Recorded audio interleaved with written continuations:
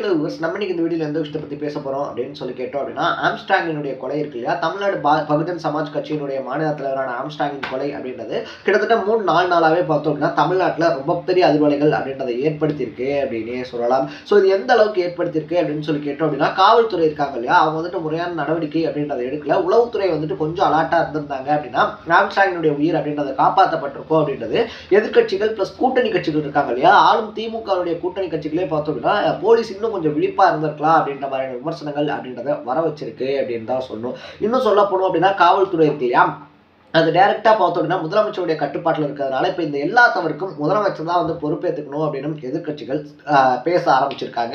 இப்படி ஒரு இக்கட்டான சூழ்நிலையில பார்த்தோம் அப்படின்னா சென்னையுடைய கமிஷனரை அதிரடியா முதலமைச்சர் ஸ்டாலினே மாத்திருக்காரு அப்படின்ற ஒரு நியூஸ் ஸ்ப்ரெட் ஆகிக்கிட்டு இருக்கு அப்படின்னே சொல்லலாம். ஸோ ஆணையர் இருக்கார் இல்லையா, அதாவது கமிஷனர் வந்து பார்த்தோம் அப்படின்னா மாறிட்டாரு. பட் இதுக்கு பின்னாடி பார்த்தோம் அப்படின்னா முதலமைச்சர் ஸ்டாலின் இருக்கார் இல்லையா, அவரே ரொம்ப பெரிய ஆக்ஷன் எடுத்திருக்காரு. இன்னும் சொல்ல போனோம் அப்படின்னா பல மூத்த அதிகாரிகளோட வந்துட்டு கன்சல்ட்லாம் பண்ணிட்டு அதுக்கப்புறமா தான் யாரை வந்துட்டு அதிகாரியா நியமிக்கலாம் அப்படின்ற மாதிரி அந்த ப்ரொசீஜர் ஒரு 2-3 நாளைக்கு போகும். பட் திடுதிப்புன்னு பார்த்தோம் அப்படின்னா ஸ்டாலினே அருண் ஐபிஎஸ் அப்படின்னு சொல்லக்கூடிய ஒருத்தர் வந்துட்டு ரெக்கமெண்ட் பண்ணியிருக்கிறது அப்படின்றது அரசியல் வட்டாரத்தில் மட்டும் இல்லை, யார் இந்த அருண் ஐபிஎஸ் அப்படின்னு சொல்லிட்டு எக்கச்சக்கமான கேள்விகளை எழுப்பியிருக்கு அப்படின்னே சொல்லலாம். ஏன்னா அந்த அளவுக்கு ஒருத்தான ஒரு ஆளா சென்னை மாதிரியான இடங்கள் சந்தீப் ராய் ரத்தோர் இருக்கார் இல்லையா, அவரை வந்துட்டு ரிப்ளேஸ்மெண்ட் பண்றாங்க.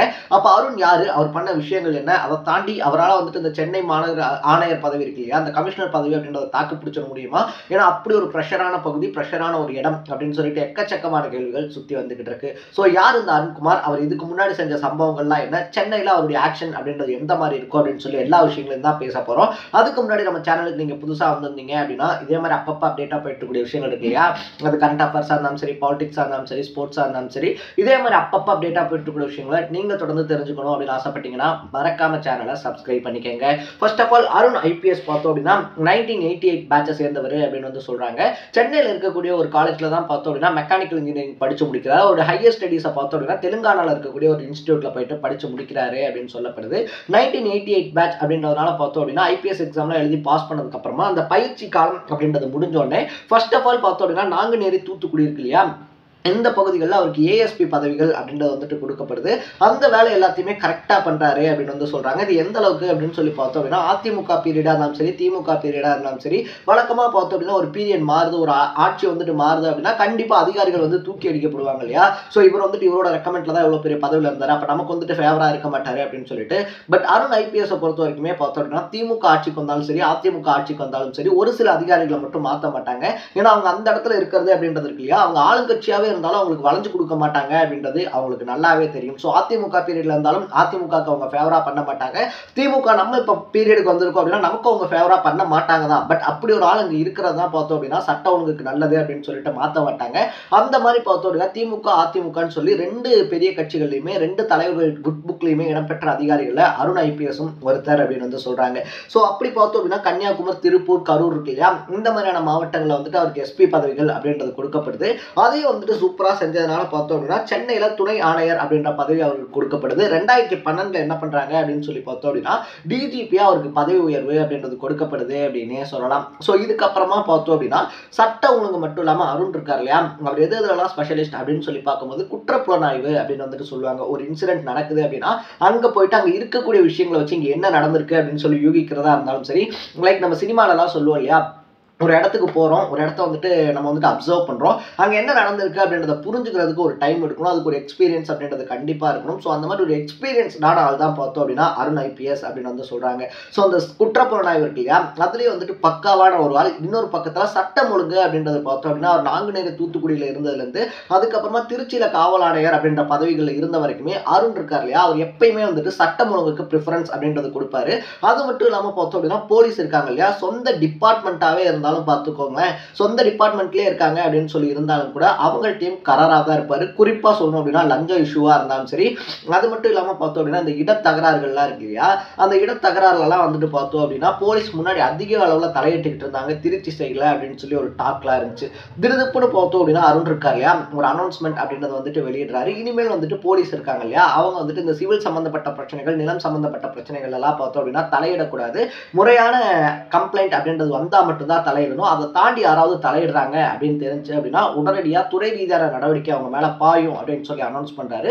இது வந்துட்டு பார்த்தோம் அப்படின்னா போலீஸ் ஸ்டேஷன்ஸ்குள்ளேயே மட்டும் இல்லாமல் உயரதிகாரிகள் மத்தியிலையும் அருணுடைய ஆக்ஷன்ஸ் அப்படின்றது பரவலாக பாராட்டப்பட்டுச்சு அப்படின்னே சொல்லலாம். ஒரு நேர்மையான அதிகாரி அப்படின்னு சொல்லி ஒரு பிம்பத்தை அருண் கிரியேட் பண்ணி வைக்கிறாரு. ஸோ இதுக்கப்புறமா பார்த்தோம் அப்படின்னா 2016 திருச்சி இருக்கு இல்லையா, திருச்சியில் எக்கச்சக்கமான ஹையர் போஸ்டிங்கில் இருக்காரு. அது மட்டும் இல்லாமல் திருச்சியில் பார்த்தோம் அப்படின்னா அந்த லாட்ரி இருக்கு இல்லையா, லாட்ரி வந்துட்டு தமிழ்நாட்டில் தடை செய்யப்பட்ட ஒரு விஷயம் அப்படின்னே சொல்லலாம்.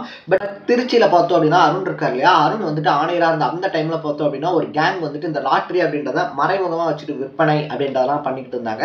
அதையும் வந்துட்டு அருண் கண்டுபிடிக்கிறாரு. கண்டுபிடிச்சதோட மட்டும் இல்லாமல் அப்பயும் பொலிட்டிக்கல் ப்ரெஷர்ஸ் அப்படின்றதெல்லாம் அருண் மேலே போடப்பட்டுச்சு, அவங்களை அரெஸ்ட் பண்ணக்கூடாது அப்படின்னு சொல்லிட்டு.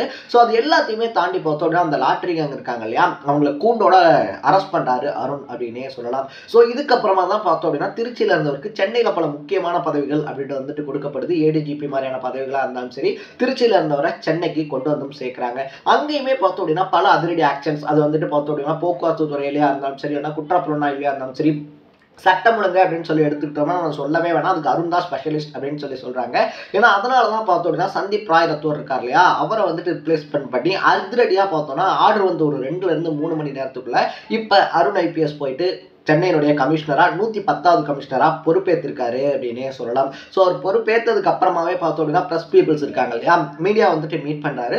மீடியாவை மீட் பண்ணும்போதே அவர் சொல்லக்கூடிய விஷயங்கள் என்னவா இருக்குது அப்படின்னு சொல்லி பார்த்தோம் அப்படின்னா, நான் வந்துட்டு ரவுடிகள் இருக்காங்க இல்லையா, அவங்களுக்கு என்ன பாஷையில் சொன்னால் புரியுமோ அந்த பாஷையில் அவங்களுக்கு சொல்லிக் கொடுப்பேன். அது மட்டும் இல்லாமல் பார்த்தோம் அப்படின்னா லஞ்சமாக இருந்தாலும் சரி, இந்த கட்ட பஞ்சாயத்தாக இருந்தாலும் சரி, இது எல்லாத்தையுமே முடிக்கிறது தான் என்னுடைய முதல் கடமையாக இருக்கும். அது மட்டும் இல்லாமல் நான் வந்துட்டு சென்னையில் ஆல்ரெடி ஒர்க் பண்ண ஒருத்தன் தான். ஸோ எனக்கு சென்னை இருக்கு இல்லையா, சென்னை வந்துட்டு புதுசாக ஒரு இடம் கிடையாது.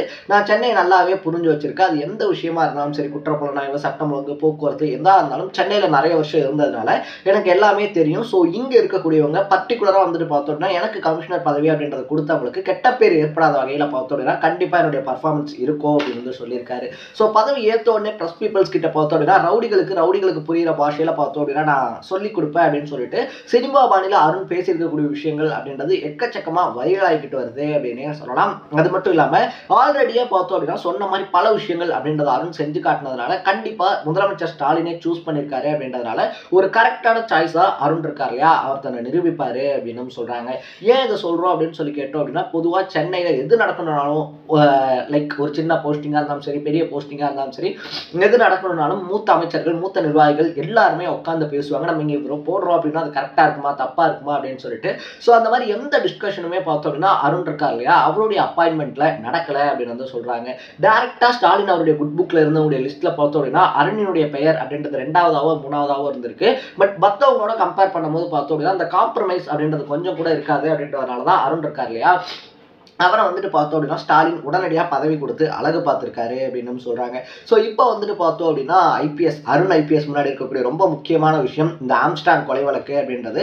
ஸோ அந்த கொலை வழக்கில் யார் குற்றவாளிகள் அப்படின்னு சொல்லி கண்டுபிடிக்கணும். இந்த மாதிரி இன்னொரு கொலை அப்படின்றது தமிழ்நாட்டில் குறிப்பாக சென்னையில் நடந்துடாமல் பார்த்தோம் அப்படின்னா முன்னெச்சரிக்கை நடவடிக்கைகள் அப்படின்றத எடுக்கணும். ஸோ இது எல்லாத்தையும் அருண் எப்படி ஹேண்டில் பண்ண போகிறாரு. அதை தாண்டி ராய் ரத்தோர் இருக்கார் இல்லையா, ஸோ ராய் ரத்தோருக்கு அப்புறமா இப்போ வந்திருக்கக்கூடிய அருண் ஐபிஎஸ் அவர் பண்ண தப்புகள்லேருந்து பாடம் படிச்சுட்டு என்னென்ன மாதிரியான முன்னெச்சரிக்கை நடவடிக்கைகள் எடுக்க போறாரு அப்படின்னு சொல்லி நம்ம வெயிட் பண்ணி தான் பார்க்கணும். நீங்க இந்த விஷயத்தை பத்தி என்ன நினைக்கிறீங்க, அருண் ஐபிஎஸ் பத்தி என்ன நினைக்கிறீங்க அப்படின்றத கமெண்ட்ல போட்டு மறக்காம சேனலை சப்ஸ்கிரைப் பண்ணிக்கங்க. நாளைக்கு இதே மாதிரி இன்னொரு இன்ட்ரெஸ்டிங்கான வீடியோட சந்திக்கலாம். Tata, bye by.